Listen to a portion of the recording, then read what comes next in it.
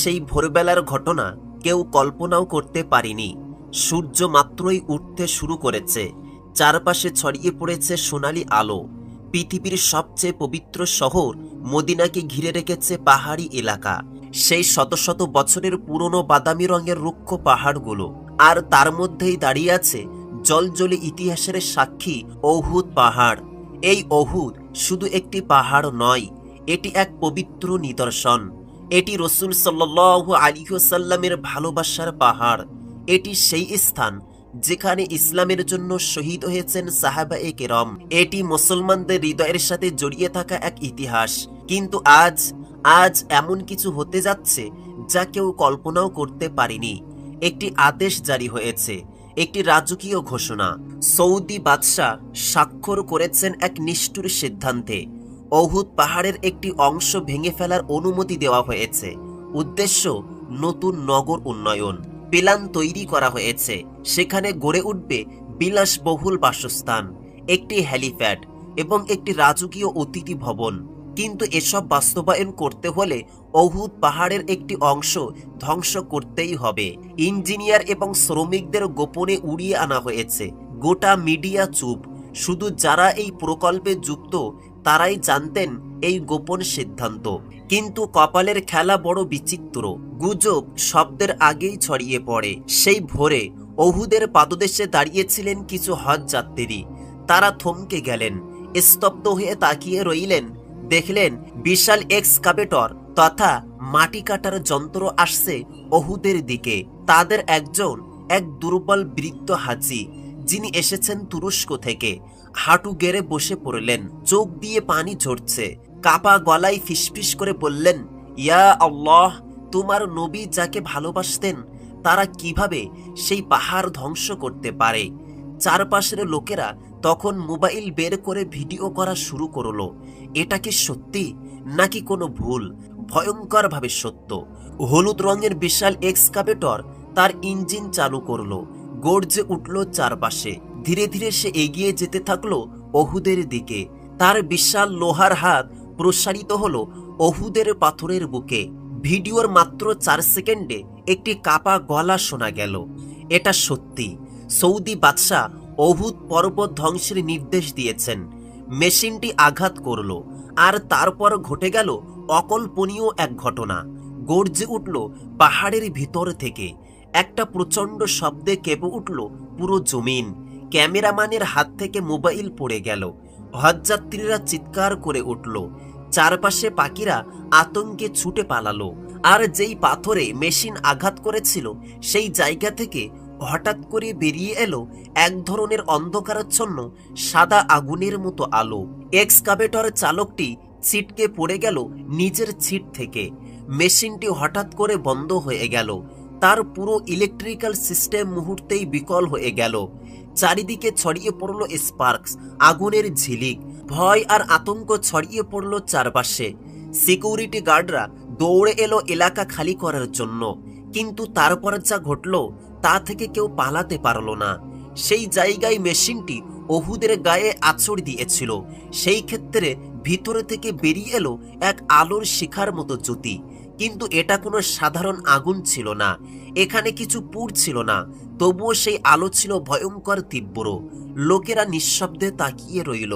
আলোটা ধীরে ধীরে উপরে উঠে গিয়ে এক গম্বুজের মতো আকৃতি নিল অহুদের উপর। হাওয়া থেমে গেল। চারপাশে ছড়িয়ে পড়ল এক ধরনের ভারী বিদ্যুৎপূর্ণ নীরবতা। এরপর শোনা গেল এক শব্দ। না সেটা কণ্ঠস্বর, না সেটা বজ্র, বরং সেটা ছিল এক প্রাচীন ও পবিত্র আওয়াজ। মনে হচ্ছিল যেন অহুদ নিজেই কাঁদছে। এই বিশৃঙ্খলার মধ্যেই কেউ একজন চিৎকার করে বলল, এটা একটা মুজিজা, আল্লাহর পক্ষ থেকে এক নিদর্শন।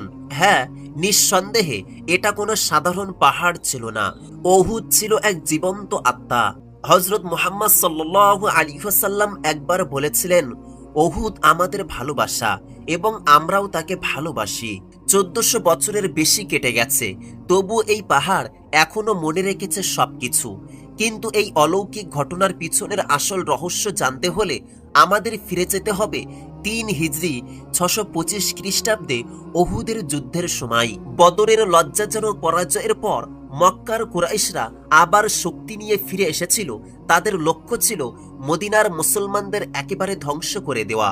রাসূল সাল্লাল্লাহু আলাইহি ওয়াসাল্লাম তার সাহাবীদের সাথে পরামর্শ করলেন। শেষ পর্যন্ত সিদ্ধান্ত হলো শত্রুর মোকাবেলা মদিনা শহরের বাইরে উহুদের পাদদেশে করা হবে। কিন্তু নবীজির সৈন্য সংখ্যা ছিল অনেক কম, মাত্র 700 জন মুসলমান, যাদের সামনে দাঁড়িয়েছিল 3000 সৈন্যের বিশাল এক কুরাইশ বাহিনী। তবুও সেই 700 জন সাহাবী ভরসা রেখেছিলেন আল্লাহর উপর। তাদের বুক ভরা ছিল ঈমান আর সাহসের শক্তিতে। রাসূল সাল্লাল্লাহু আলাইহি ওয়াসাল্লাম একটি ছোট পাহাড়ে 50 জন তীরন্দাজকে নিযুক্ত করলেন। তাদের নির্দেশ দিলেন, যাই ঘটুক না কেন এই জায়গা ছেড়ে যাবে না, এমনকি যদি মুসলমানরা জয়লাভ করে তবুও নয়। যুদ্ধ শুরু হলো। প্রথম দিকে মুসলমানদেরই বিজয় মনে হচ্ছিল নিশ্চিত। কুরাইশ বাহিনী পিছিয়ে যেতে লাগলো। মুসলমানরা খুশিতে উদ্দীপ্ত হয়ে উঠল। জয় একেবারে সামনে বলে মনে হচ্ছিল। কিন্তু তখনই ঘটে গেল এক ভয়ঙ্কর ভুল। শত্রুরা পালাতে দেখে অনেক তীরন্দাজ তাদের পোস্ট ছেড়ে চলে গেলেন যুদ্ধলব্ধ সম্পদ সংগ্রহ করতে।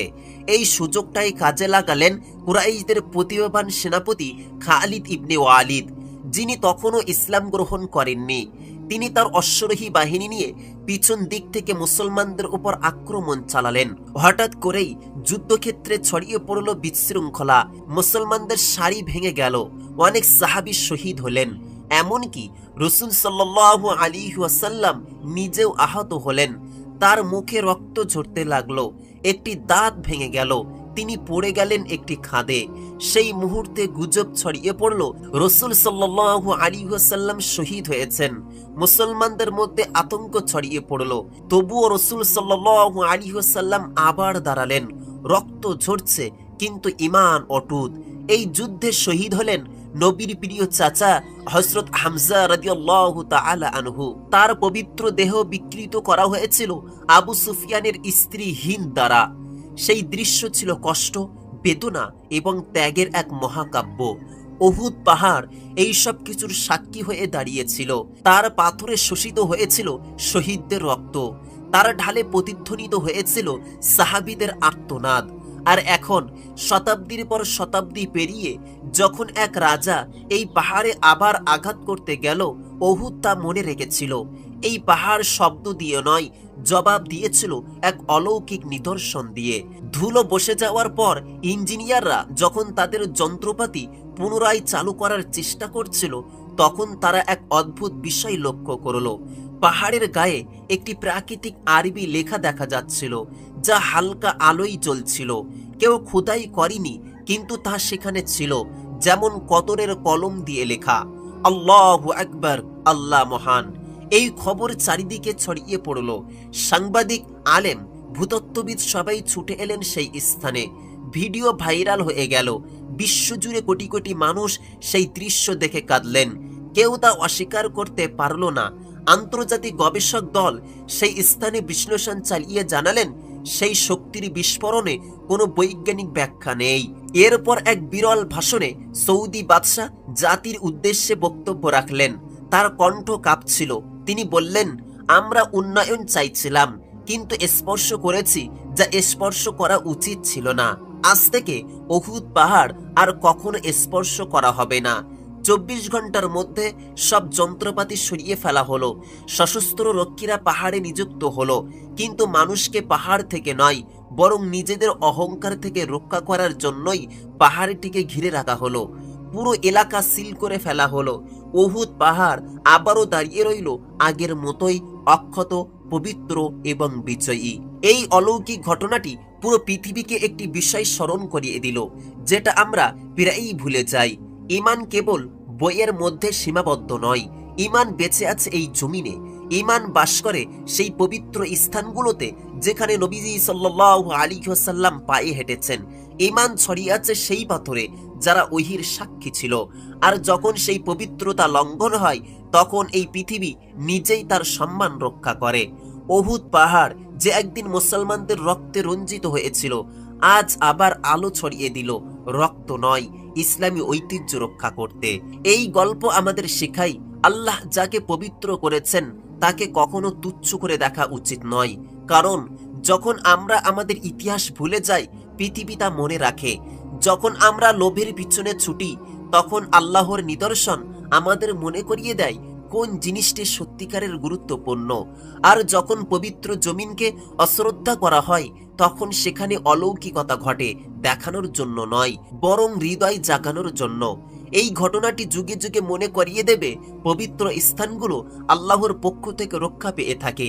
উহুদ পাহাড় কোনো সাধারণ পাহাড় নয়, এটি ভালোবাসার, ত্যাগের এবং রাসূল সাল্লাল্লাহু আলাইহি ওয়াসাল্লামের স্মৃতির এক জীবন্ত প্রতীক।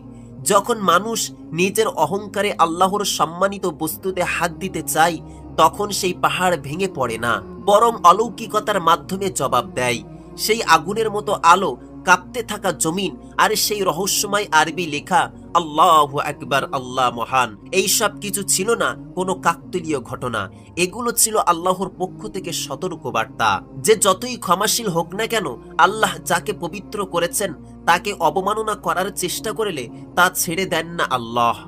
বন্ধুরা, এই ঘটনা আমাদের শিক্ষা দেয় আমাদের ধর্মীয় ইতিহাস রক্ষা করতে হবে, আমাদের ইমানের প্রতীকগুলোকে সম্মান করতে হবে এবং মনে রাখতে হবে এই প্রাকৃতিক জগৎও ইসলামী বার্তার সুরক্ষা করতে পারে।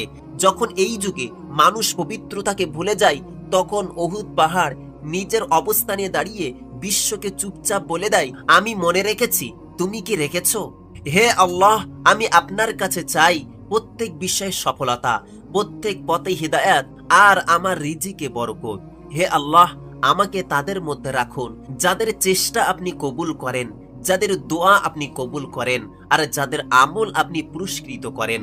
হে আল্লাহ, আমার জন্য আপনার রহমতের দরজা খুলে দিন, আমার জন্য আনন্দ ও সফলতার পথ সহজ করে দিন। এই দুনিয়ার বোঝা ও আখিরাতের চিন্তা আমার কাছ থেকে সরিয়ে দিন। হে আল্লাহ, আমাকে দিন উপকারী জ্ঞান, হালাল ও প্রচুর রিজিক, একটি নম্র হৃদয় এবং এমন আমল যা আপনি কবুল করেন। হে আল্লাহ, আমাকে শক্তি দিন যখন আমি দুর্বল, সবর দিন যখন আমি পরীক্ষায় পড়ি, আর কৃতজ্ঞতা দিন যখন আপনি আমাকে নিয়ামত দেন। আপনি যা দিয়েছেন তাতে আমাকে তুষ্ট করুন এবং আপনি যেদিকে ডেকেছেন সেদিকে আগ্রহী করে দিন। বন্ধুরা, সেই শুরু থেকে নিয়ে এ পর্যন্ত এতক্ষণ ধরে এই ভিডিওটি দেখলেন, শুনলেন এবং বুঝলেন। এই ভিডিওটি সম্পর্কে আপনাদের মূল্যবান মতামত কমেন্ট করে যাবেন। আর হ্যাঁ, এই ভিডিওটিতে একটি লাইক দিয়ে সোশ্যাল মিডিয়ার সমস্ত জায়গায় শেয়ার করে ও সকল মুসলিম উম্মাহকে দেখার সুযোগ করে দিন। আবারও দেখা হবে পরবর্তী কোন এক ভিডিওতে ইনশাআল্লাহ। ততক্ষণ পর্যন্ত নিজের এবং আপনজনদের প্রতি খেয়াল রাখবেন।